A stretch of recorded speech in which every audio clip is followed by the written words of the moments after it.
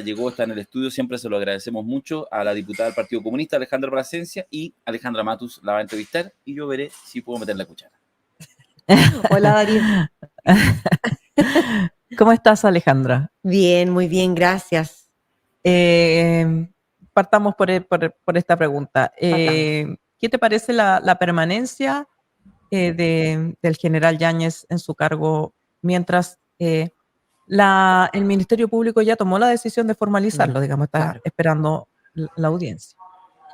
Mira, yo creo que siempre es complejo cuando las instituciones y la máxima autoridad de las instituciones, sobre todo en un contexto donde la ciudadanía demanda más eficiencia, más efectividad, más cercanía respecto al tema de seguridad, una de estas instituciones esté siendo cuestionada y esté siendo cuestionada su máxima autoridad. Y en el caso del director de la PDI, por supuesto que esto acelera mucho más la necesidad de hacer una reflexión para tomar medidas, ¿no? De qué es lo que está pasando con las instituciones policiales en nuestro país, donde las máximas autoridades, quienes lo encabezan, quienes debieran ser en el fondo los líderes ejemplares, por así decirlo, hoy día están siendo, digamos, vinculados directamente a hechos que son constitutivos de delito. Son delitos distintos probablemente, ¿cierto? Son situaciones diferentes, momentos distintos también, pero hay un elemento común, y es que además no son los únicos, sino que es una cosa que incluso sus antecesores ya han estado en situaciones parecidas. Digamos, generales, directores de carabineros, los hay, ¿no? Sí. Por casos distintos, por casos de corrupción, distintos. claro.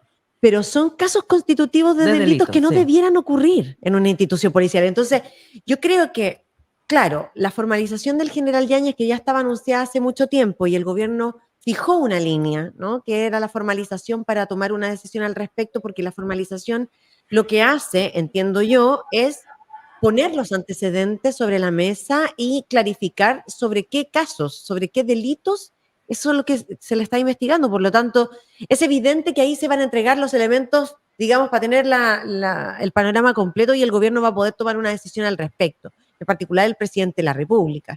Nosotros podemos tener opiniones distintas, ¿cierto? Yo creo que efectivamente con la detención de Sergio Muñoz de la PDI se aceleran un poco, ¿no? Algunas necesidades, algunas demandas, algunas exigencias. Pero yo acá a lo que llamaría es que más allá de las opiniones que nosotros tengamos, y que claro, decir que salga es lo lógico, creo que lo que nos hace falta, más allá de que estemos renuncias tras renuncias o formalizaciones tras formalizaciones de directores, tanto de la PDI como de Carabineros, hagamos una reflexión profunda sobre qué es lo que está pasando con estas instituciones, ¿no? Que además, ojo, el Estado le delega la responsabilidad de la seguridad, el monopolio del uso de la fuerza, de las armas. Es decir, son instituciones que tienen mucho poder en nuestro país. En el caso del general Yáñez, hay sectores que hacen una distinción del tipo de delito en el cual sería formalizado, porque en el fondo es una responsabilidad del mando, es la responsabilidad de no haber detenido la forma en que se estaba reprimiendo a las personas durante el estallido, y que terminaron en un número inusitado de personas con lesiones oculares y también en casos de muerte.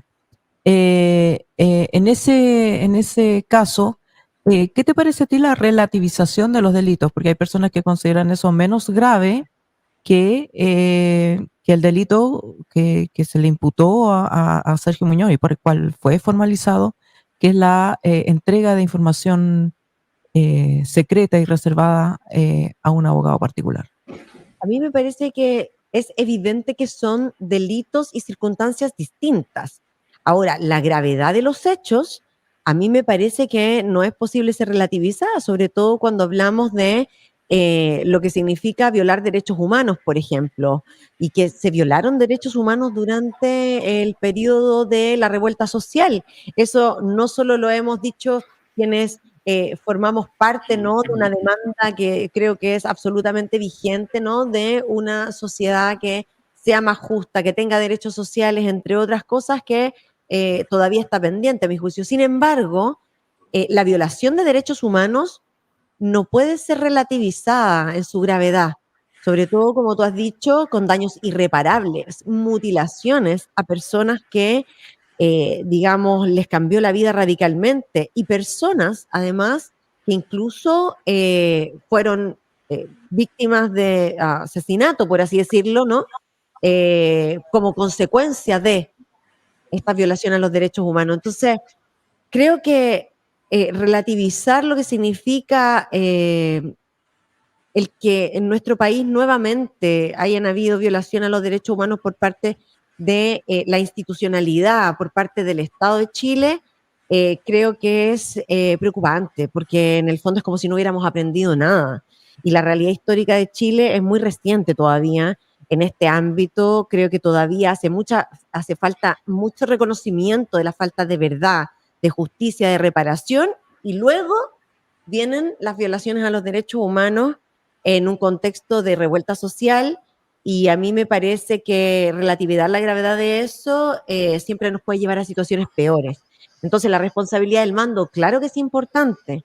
El tema es que si hubo ahí o no esa responsabilidad, bueno, será la justicia la que tendrá que determinarlo, pero no le vamos a quitar gravedad. Y por otro lado, todo lo que tiene que ver con eh, los tráficos de influencia, las redes de corrupción que se han establecido, eh, las malversaciones de fondos en las instituciones policiales, en fin, yo creo que son de la máxima gravedad también. O sea, el que una institución tenga personas al mando que generan ese tipo de desconfianza finalmente a la ciudadanía, es que se cuestiona no solo a esa persona, se cuestiona a la institución completa. Claro, bueno, son las cabezas de la institución y toman decisión sobre toda la institución.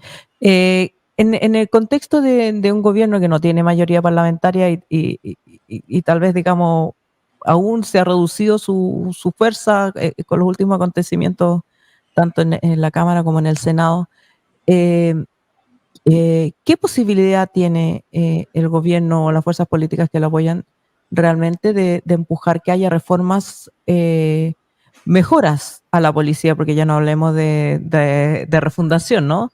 Pero mejoras a la forma en que operan las policías.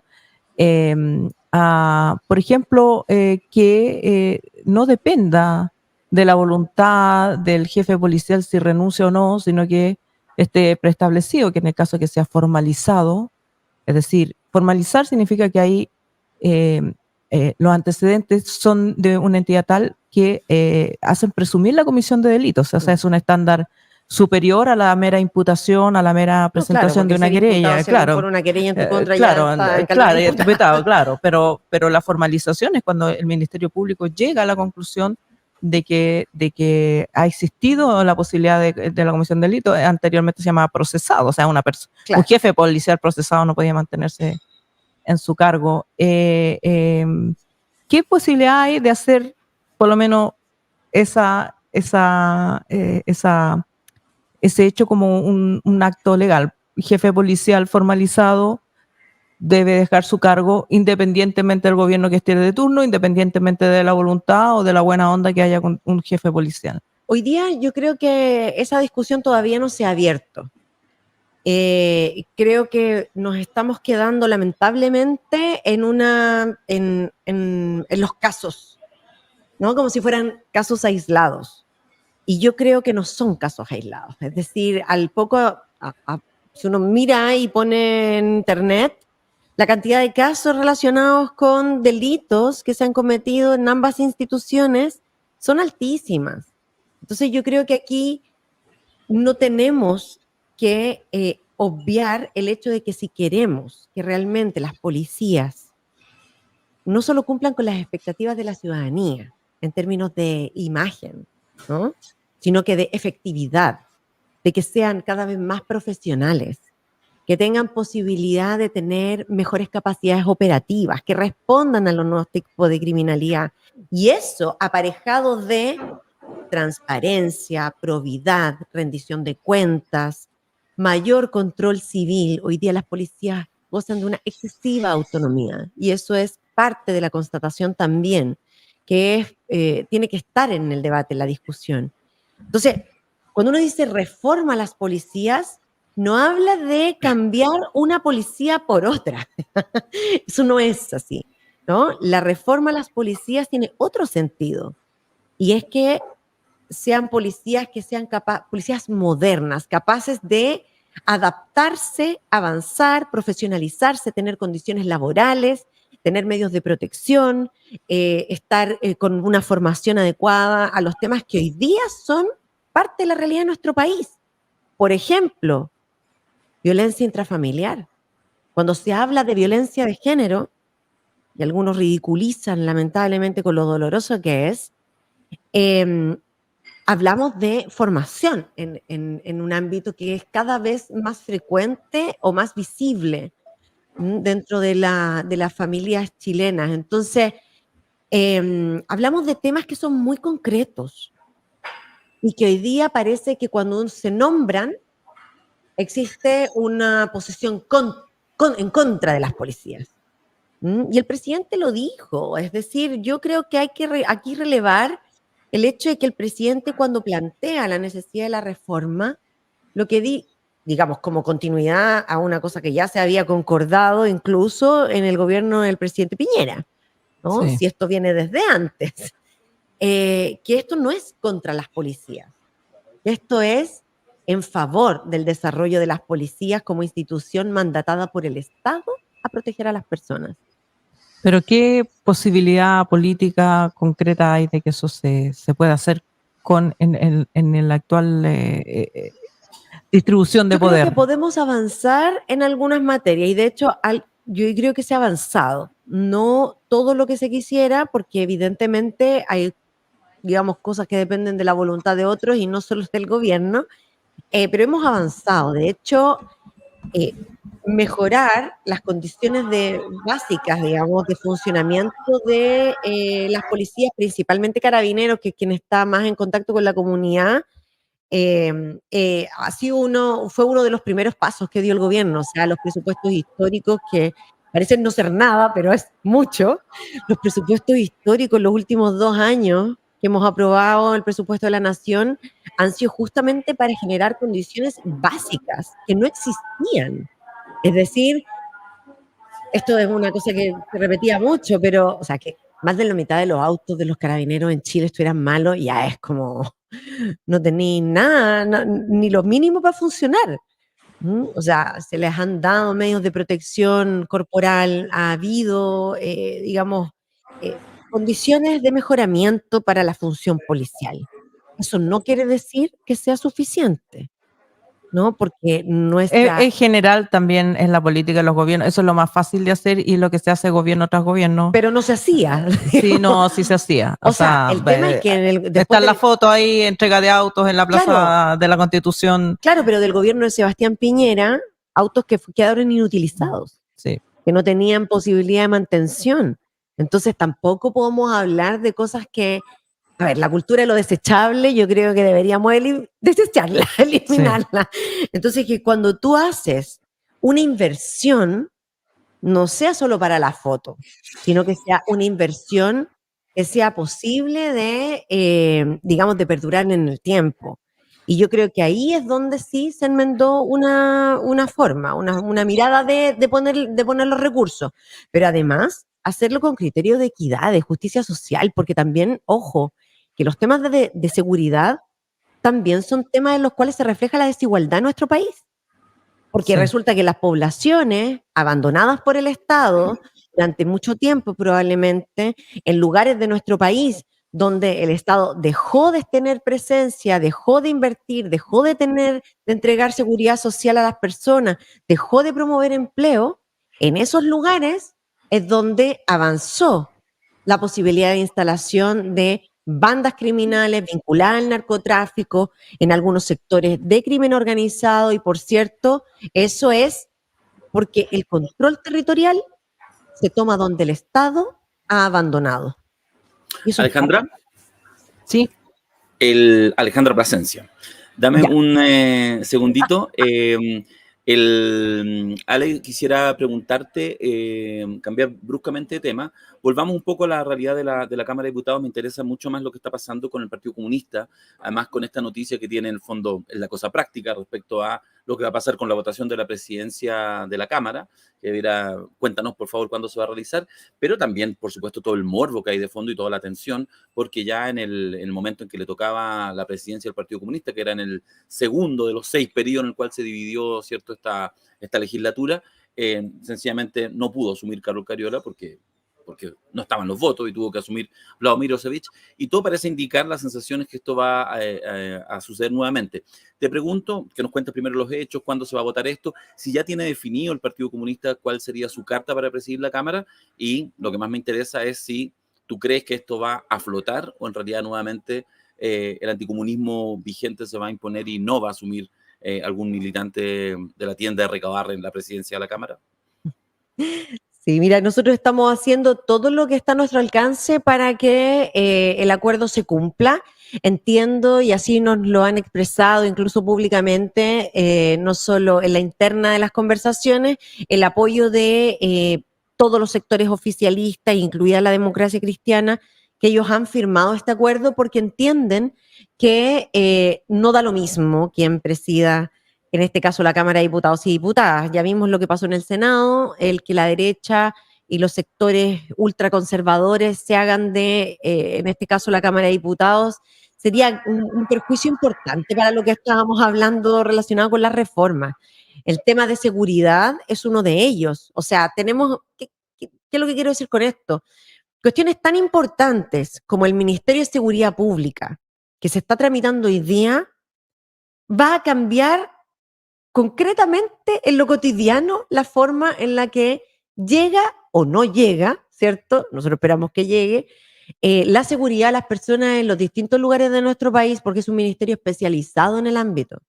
Y eso significa que se van a modificar las funciones del Ministerio del Interior, el tema de cómo se hace prevención y seguridad pública en el ámbito especializado del ministerio, y también la ley de inteligencia. Yo me imagino que uno pudiera tener la visión de que como política de Estado, como visión de Estado y no respondiendo a un gobierno, existiera la voluntad de hacer una tramitación rápida y que además sea una buena legislación, ¿no? Para lo que el país necesita. O sea, son los temas que uno pensaría que la derecha está de acuerdo. Pero depende. Porque, por ejemplo, nosotros nos hemos encontrado en discusiones en las cuales parece que la derecha está muy interesada, ¿no?, en debatir, pero se han dedicado a obstruir, como es el caso de las reglas de uso de la fuerza. Ya, pero volvamos a la presidencia. ¿Qué pasa con la presidencia? Porque resulta que la presidencia no es un cargo en sí mismo. Hablo de estos proyectos para que en el fondo se entienda que hay prioridades, tiempos legislativos, prioridades que la presidencia de la Cámara sí puede manejar. Y claro, ahí el gobierno es el que pone las urgencias, pero resulta que el poder legislativo es autónomo y ahí hay un juego político que a mi juicio no es menor y podrían darse situaciones donde efectivamente se obstruyan proyectos importantes, reforma de pensiones. Pero está en riesgo el acuerdo administrativo más allá de la firma de este acuerdo. Yo no me atrevería a decir que está en riesgo. Yo creo que estamos todos en una situación en la cual es imposible desconocer lo que pasó en el Senado. Ahí hubo una configuración o una reconfiguración de las fuerzas políticas que lo componen. Hay también un intento por llegar a acuerdos a nivel municipal, ¿no?, con las elecciones municipales, y todo ese cuadro hace pensar que efectivamente hay una intencionalidad de avanzar hacia generar un polo o un bloque, incluido a sectores que antes eran más cercanos como al centro político, como se autodenominan, ¿no? Nosotros esperamos que en la Cámara eso no se dé, porque no habría ningún contrapeso a lo que es el Senado.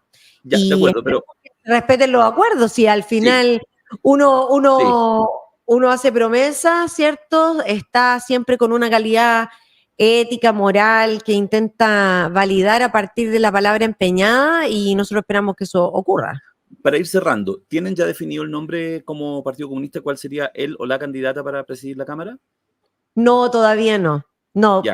pensamos que es importante salvar primero esta discusión, Ya. afirmar el acuerdo y, por supuesto, esa deliberación la haremos como bancada. Ok, leo en eso, lo tiro como comentario y de ahí te pido el último comentario para que ya cerremos. Lo tiro como especulación. ¿Será acaso que quieren evitar lo que sucedió hace un año y medio atrás, digamos que al plantear con mucha antelación que Carlos Cariola era la candidata a presidir la Cámara, hicieron un tococo habitual, digamos, todos contra los comunistas? ¿Será eso, digamos, o la razón de fondo? No creo que me lo confieses, pero lo pregunto igual. Esa extensión del tococo. Es vieja esa. Se te cayó el carnet. Sí, pero ¿será eso? ¿Será que se busca evitar, digamos, que suceda esta situación tan desagradable, incluso con ribetes de misoginia que hubo en su minuto? ¿Será eso? ¿Qué hay detrás de eso? Porque en realidad uno podría decir ya debería estar definido ya. Siempre hay una excusa para no cumplir en algunas personas. Y yo creo, porque no lo voy a generalizar, o sea, en el Senado fue el papel de la comisión, ¿no? Que no se tuvo a tiempo, que no se validó, y de Hacienda. Y la verdad, uno sabe que esas cosas siempre, en un momento, por 2 minutos o por 10 minutos, no iba a haber un cambio radical. Siempre hay una excusa para no cumplir. Eso siempre es cierto. Nosotros no vamos a dar pie para que ningún compañero o compañera nuestra, con la valoración que les tenemos, con el trabajo que sabemos que realizan, con la legitimidad, que además se han ido ganando a pulsa de trabajo en sus territorios. Entonces, no los vamos a exponer a que haya un cuestionamiento que muchas veces es injusto, como pasó en el caso de la diputada Carol Cariola, como para que además se haga festín de eso digamos, con la excusa de no votar por alguien porque me cae mal, porque me cae bien, porque me miro feo. No, chao. O sea, no creo que eso sea algo sano. Y en política, y porque además nosotros no hemos cuestionado ninguno de los nombres que las demás fuerzas políticas o que los demás partidos han planteado, en política uno lo que hace es trabajar por proyectos colectivos. Y ahí el respeto y el máximo respeto a quienes están hoy día afirmando el acuerdo, porque quienes acompañen, digamos, la presidencia también van a ser de otros sectores del oficialismo que merecen el mismo respeto independiente del nombre que sea. Nosotros vamos a cumplir el acuerdo íntegramente y esperamos que la palabra empeñada demuestre la honorabilidad que todavía... De los honorables. De los honorables. De los honorables. Alejandra Plasencia, diputada del Partido Comunista, muchas gracias por haber estado aquí con nosotros y además sobre todo por siempre asistir, nosotros lo valoramos al estudio 32 minutos. Muchas gracias, nosotros hacemos una pausa y ya volvemos para ir cerrando con el bloque cultural, el 32 minutos de hoy.